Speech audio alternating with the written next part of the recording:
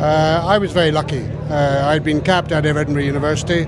Jock Turner invited me down, and I was really glad to come. You may remember in these days, if you didn't belong to an FP club in Edinburgh, there was really very few places you could go. So I accepted Jock's invitation to come down to Gala, and I was made very, very welcome. That in itself was enough to lure you out of the city, because I do remember talking to you once and you told me you lived in Edinburgh, worked in Glasgow and played your rugby in Gala. Absolutely. Which back in the 60s, when the roads were not quite as they are now, that would be quite a commute for you. Well, I think maybe the A7 wasn't a lot worse than it is now. That's true.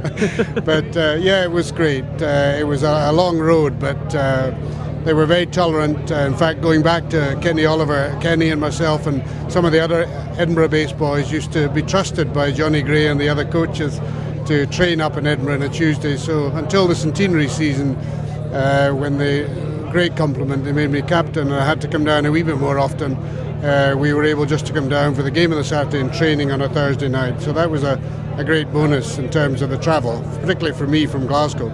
And are you able to stay and watch the playing of the Sevens tomorrow afternoon? Well, I wish I could, but I have one of the guest speakers is Ian Robertson, who has got to get back to London for work. And in the morning we're going down to see Bill McLaren, because Ian hasn't been to see him for a while. So I'm afraid it's going to be a rapid trip down to Hawick and then back up the road to get Ian on an afternoon plane, which is a bit unfortunate. But, well, hopefully this evening's guests will appreciate his contribution. What have you made of the state of Gala Rugby Club, Borders Rugby in general, club rugby in particular? Because obviously the loss of the Reivers was desperately sad for the region, but there's been a lot of significant developments this season. You mentioned Hawick, of course, relegated for the first time. Gala themselves, one of a number of clubs that will make Premier 2 very interesting next season, I would guess. Well, I think for any of the players that played in my generation, where international players were not unusual in every border club virtually, the demise of Gala is for me an enormous heartbreak, and I feel extremely sad for Hawick as well. You know, the old rivalry goes out the window when a thing like this happens, and I've observed, probably more observed than anything else, from a distance, and it has been a very, very sad time for border rugby.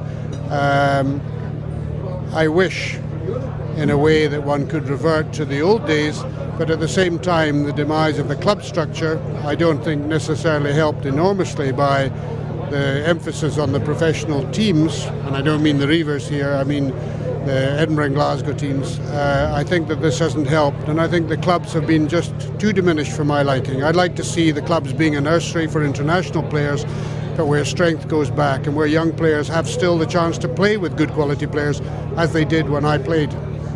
Tell us then a little bit about what you've gone on to do following retirement from the game. Well, I've been primarily involved, as well as raising a family of 4 and keeping my wife happy at home.